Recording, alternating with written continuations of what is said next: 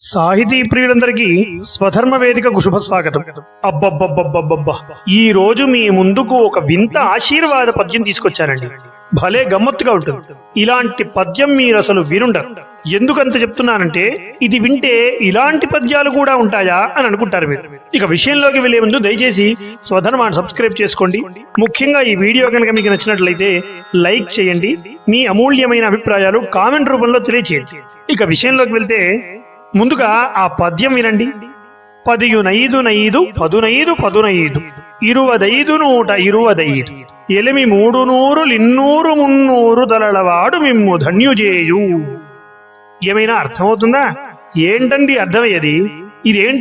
ఇదేంటండి ఏదో ఆశీర్వాద పద్యం చెబుతానని ఈ అంకల పద్యం చెప్పారేంటి అని అనుకుంటున్నారు కదా.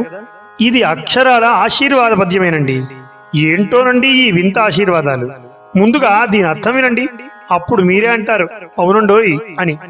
ముందుగా ఈ అంకెలన్నీ కలపాలి. ఎలా అంటే మొదటి వాక్యం వినండి. 10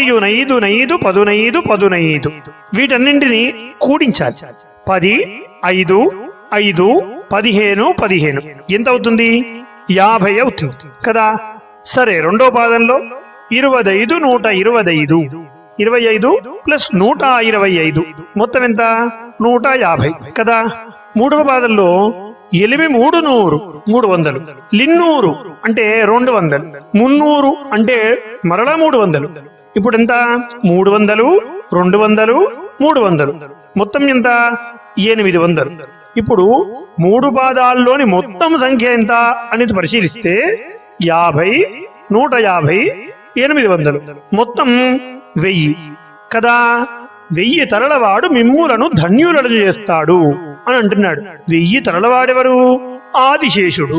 ఆదిశేషుడికి 1000 తలలుంటాయి కదండి. ఆ ఆదిశేషుడు మిమ్ములను ధన్యులను చేస్తాడట అనేది భావం. చూసారా? ఎవరండి వీటిని వ్రాసేవారు? వామ్ము ఇదేం పాండిత్యం అండి బాబు.